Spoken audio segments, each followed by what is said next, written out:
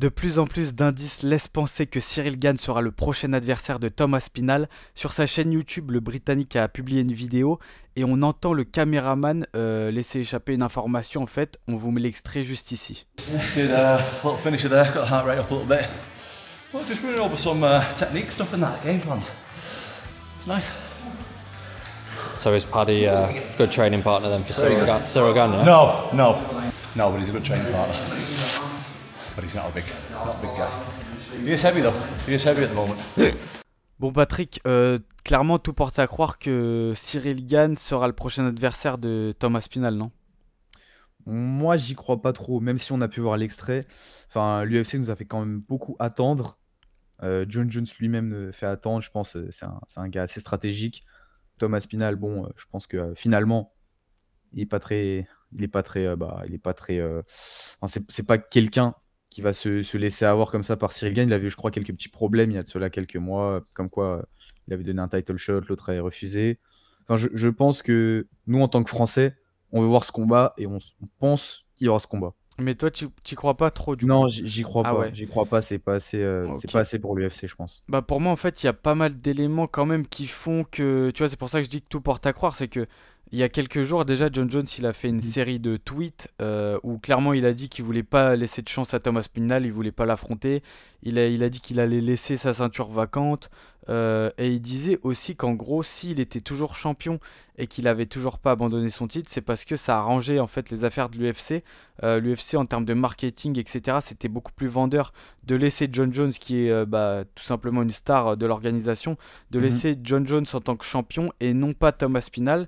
Et donc, en fait, ça générerait tout simplement de l'argent parce que tu as tous les médias aussi qui jouent le jeu. Les médias parlent toujours de ce combat Jones à Spinal, etc. C'est le combat attendu. Et en plus, ça reste une opportunité énorme pour l'UFC. Si jamais ce combat est organisé, c'est le combat que tout le monde veut voir et ce serait vraiment un raz-de-marée. Potentiellement, on sait pas, tu vois, ça se trouve, ça pourrait battre des records, peut-être battre Khabib, McGregor ou quoi. Donc, c'est pour toutes ces raisons qu'en fait, Jones n'était pas destitué. Sauf qu'il y a un moment donné où, bah, là, on le voit, les fans, ils se révoltent. Il y a des pétitions qui sont signées pour que Ouais. John Jones soit destitué, etc. Donc, je pense qu'on arrive quand même à un point de. Ça y est, tu vois, ça a duré trop longtemps. Là, l'UFC doit prendre une décision. Les amis, si vous voulez parier, ça se passe sur Unibet. Vous avez jusqu'à 100 € de bonus offert sur votre premier pari avec le code ActuMMA. Et je vous rappelle que les paris sportifs sont interdits aux mineurs et qu'il faut jouer avec modération. Donc déjà, il y a cette série de tweets, John Jones clairement qui dit qu'il veut pas Aspinall, et ensuite tu as Aspinall qui a affirmé plusieurs fois que John Jones, là ça y est, il est à la retraite, il va laisser son titre, et que bientôt une annonce, une grosse annonce allait être faite, mais que lui il pouvait pas parler, mais il sait quelque chose, mais il pouvait pas parler avant que l'UFC le dise, donc et que ce serait du coup pas John Jones son adversaire. Là, quand tu regardes le classement, le plus logique, c'est Cyril Gane qui est classé numéro 2, juste derrière Thomas Pinal en fait. Ça serait Cyril Gane. En effet, bah oui, c'est logique, c'est le numéro 2. Mais moi, je suis encore convaincu que le combat Jones contre Aspinall va être fait. Enfin, je pense que Jones ne crachera pas sur un énorme chèque. Dana White l'a affirmé que bah, justement que Jones était OK pour le combat. Rien n'a été signé encore une fois. Euh, mais même, je pense que le côté marketing, tout ça, ça prend le dessus. Enfin, l'UFC va encore faire son forcing. John Jones va réfléchir. Thomas Aspinall aussi. Enfin, et même Gane, il a eu beaucoup de title shots. Hmm. Il a raté une fois, il a raté deux fois. Je pense que pour Gane, c'est trop. Et même son dernier combat, du point de vue de l'UFC, même si je pense qu'il avait concrètement gagné, c'était des petits jeux. On se rappelle hein, de la réaction de Dana White Oui. côté. Ouais, tu vois.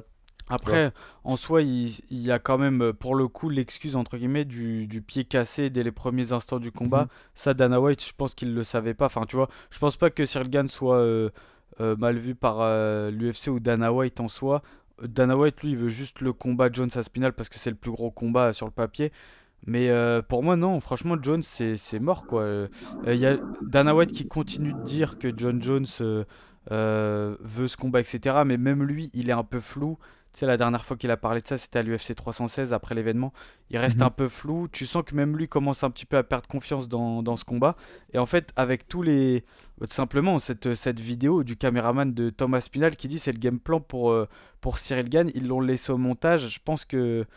Bon, c'est clairement pas un hasard, quoi. Bah, peut-être c'est un côté humoristique aussi, c'est des Anglais. Peut-être c'est une pique pour que ça vienne aux oreilles de Jones, pour que ça vienne aux oreilles de fans, pour qu'il fasse du forcing. Enfin, tu sais, il y a cet humour britannique, cet humour de touche, non, d'humour noir qui est un peu spécial, hein. Tu les vois dans les films, tu les vois dans les séries, tu les vois un peu partout, hein. C'est des personnages, hein, pour Mhm. certains. Et je pense que Aspinall et que son équipe, bah, Paddy Pimblett aussi, bah, justement, Ouais. ses amis, bah, ce sont des personnages comme ça. Ouais. Non, moi je pense pas que ce soit quelque chose. Enfin, je pense que c'est juste une pique, quoi. Rien de plus. Ok. Ok, ok. Bon, bah, pour le coup, on verra ce que ça donne, Mhm. mais moi, je pense pas. Je pense que ça va plus loin que ça. En tout cas, Thomas Pinal qui tease une annonce, là, enfin, moi, j'ai pas l'impression que Jones ce soit le cas. Donc, je vois que Cyril Gane. Après, le 6 septembre, il y a l'UFC Paris. Maintenant, je pense Mhm. que s'il y a un combat Aspinal-Gane, ce sera pour une ceinture, soit la ceinture vacante de John Jones, soit le titre intérimaire qui serait remis en jeu, du coup. Donc, Ça ferait beaucoup quand logiquement, même.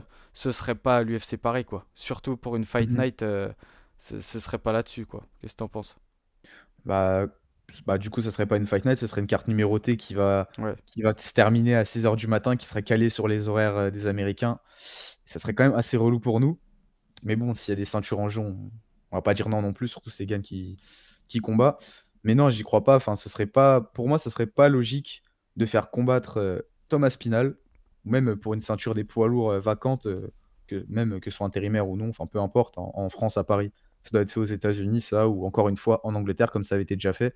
Je crois à ce moment-là, il y avait déjà 2 champions, donc c'est pas pareil non plus. Après, moi, là, pour l'UFC Paris, à mon avis, enfin, c'est sûr que s'il y a un Aspinal Gane, ce sera pas à l'UFC Paris le 6 septembre. Mhm. Par contre, j'exclus pas, parce que là, c'est quand même deux stars de l'UFC européenne, j'exclus Mhm. pas une Fight Night peut-être à Londres avec un main event Aspinal Gane, tu vois. Genre, je pense que ça, ce serait quand même plausible. Comme tu le disais, par contre, ce serait sûrement sur les horaires des Américains, quoi, C'est comme malheureusement. l'autre fois. Comme l'autre Exactement. fois, ouais. Bah les gars, déjà merci d'être de plus en plus nombreux sur la chaîne. Merci de continuer à vous abonner, à mettre de l'engagement tout simplement. Et dites-nous en commentaire, est-ce que vous pensez que le prochain adversaire de Thomas Pinal sera Cyril Gane ou est-ce que vous pensez que le combat contre John Jones est encore envisageable? Dites-nous tout ça en commentaire. Bon, ce week-end, il y a aussi eu l'UFC Atlanta avec Mhm. malheureusement la défaite d'Oumar Sy face à Alonzo Menifield. Donc Alonzo Menifield qui est classé 15e, Oumar Sy qui manque l'occasion d'intégrer du coup le top 15. C'était un combat serré en 3 rounds, mais je trouve quand même que la prestation a été assez décevante, tu vois. Prestation décevante, bah ouais, c'est le cas quand même. Il s'est fait dominer. Je pense qu'il a pas, la marche n'a pas été trop haute, mais il a pas montré assez. Dans le sens où c'est pas une mauvaise défaite, c'est une défaite où il va vraiment apprendre des choses. C'est 3 rounds, on a Hmm, vu justement au second round où il dominait, mais le ouais. reste, c'est quoi? C'est l'allonge, c'est le jab qui touchait pas, Hmm. c'est problème de. Ils sont où les problèmes? Enfin, je pense c'était les timings. La Et distance aussi, j'ai la trouvé. distance, les déplacements, c'est ça. Je pense que c'est à ce niveau-là, mais c'est pas des problèmes catastrophiques non plus. C'est quelque chose qui va se corriger, je pense, bah, prochain combat. Enfin, on va voir. Ouais. Bah, en fait, moi, ce que j'ai pas compris, c'est aussi le game plan, en fait, la stratégie. Mm. On sait que Oumar Sy, c'est un grappleur. Ses forces, c'est aussi la lutte, le grappling, les soumissions. Et là, dans le premier round, et pourtant, je sais pas pourquoi, j'avais l'intuition que ça allait se passer comme ça, tu vois. Mais Oumar Sy qui strike, qui cherche pas à amener le combat en lutte, au corps à corps, qui cherche même pas à coller contre la cage ou autre. Il reste vraiment à distance pour striker. Je sais pas pourquoi, tu vois. Et dans le deuxième, il enclenche la lutte, mais tu sens que bah, ça prend pas trop. Il a mis vraiment beaucoup de temps avant d'amener Menfield au sol. Il y a eu une partie où les deux étaient clairement. La position est stabilisée contre la cage. Finalement, il l'amène au sol, mais Menfield qui se relève très vite. Donc Oumar Sy Mhm. remporte certes le round, mais pas de manière. Voilà, c'était pas super dominant. Et derrière le Mm. troisième, je pense que les deux, si Oumar Sy n'a pas lutté au troisième round, je pense que c'est aussi que les deux étaient bien entamés physiquement et que donc ça s'est joué debout, tu vois, et qu'il avait peut-être plus le coffre Mm. pour lutter, ou alors c'était un choix stratégique. Et bah là, je pense que c'est aussi problématique parce que il a vu qu'il pouvait remporter le deuxième round comme ça. Pourquoi ne pas le faire au troisième? C'était le dernier round. Le premier round est assez serré. Moi, je voyais quand même Alonzo Menifield légèrement devant. Et le troisième, Mm. pareil. En soi, le combat est serré, tu vois. Le troisième round aussi était assez serré, mais debout, selon moi, il y avait plus de coups de coups significatifs du côté de Medfield, quoi. Donc Ouais, je suis pour d'accord. moi, c'est une défaite logique. C'est dommage, il manque l'occasion d'entrer dans le top 15. Après, comme tu l'as dit, je pense que c'est quand même de l'expérience aussi. Et Ouais, c'est pas une défaite qui va jouer sur sa carrière, quoi. voilà. Il est encore au début à l'UFC, il prend quand même un top 15 qu'il a déjà affronté juste avant. Non, je pense que c'est mieux qu'il perde maintenant qu'après. Ouais, ouais, je suis d'accord. Parce qu'en soi, il est relativement jeune aussi dans sa carrière. Il a encore Mhm. beaucoup de temps. C'est une division qui est pas très dense aussi. Il a Mhm. vraiment de quoi se faire une place. Et même, surtout avec ce grappling, il n'y a pas tellement de super bons grappleurs à ce point-là dans cette division. Donc, il a de quoi faire, quoi. Mais c'est juste que je comprends pas pourquoi axer autant sur le striking. Tu vois, peut-être qu'à l'entraînement, je pense que d'ailleurs, il a clairement travaillé son striking. Parce que là, il y avait quand même des bons points. Je pense qu'il s'est quand même amélioré en striking, mais si il s'améliore en striking et il perd un petit peu de sa lutte et de son grappling, tu vois, bah, je pense que c'est contre-productif en fait. À mon avis, il devrait vraiment axer ses strats sur ses forces, quoi, tout simplement. Oui, c'est bah, comme les combattants, les meilleurs des combattants à l'UFC, hein, c'est Ouais, les cas Khamzat, les cas Kamaru, tout ça, ils ont tous ouais. soit une grosse lutte, d'autres en striking. Enfin, après, il y a des cas, ils sont un peu hybrides, mais bon, là, ouais, peut-être dans son cas, lui qui est dans une catégorie moins dense, Hmm. axé sur un point et creuser, creuser, creuser. Exactement. Bah, en tout cas, on espère quand même qu'il va se relever. Je pense qu'il se relèvera de cette défaite. Ça met un Mhm. petit frein. Peut-être que ce sera justement de l'expérience. C'est une manière de comprendre peut-être qu'il doit plus axer ses stratégies différemment, etc. Donc on verra. Mais c'est pas non plus une défaite dramatique. Mais c'est un petit peu dommage, un petit peu décevant quand même. Et puis main event, bah, tu parlais justement de Kamaru Usman. Kamaru Mhm. Usman qui déjoue clairement tous les pronostics. Là, il est de retour après 3 défaites consécutives. Il n'avait pas combattu depuis octobre 2023 et là, il revient. C'est le vintage Kamaru Usman qui Ouais. lutte contre un Joaquin Buckley qui était sur 6 victoires consécutives en pleine bourre, terrifiant debout. Il arrive clairement à le directement, les premiers instants, il le met au sol, il le maintient bis repetita pendant 4 rounds. Après le cinquième round, il y a eu quelques frayeurs pour les fans de Kamaru Usman avec un Buckley plus agressif qui avait toujours son cardio et qui est toujours dangereux. Mais Usman, clairement, une performance maîtrisée. Vraiment, c'est le Usman à l'ancienne qui est de retour, quoi. Ouais, c'est clairement ça. Après, il y a peut-être l'opposition qui a été moins élevée que les oppositions de ses derniers combats.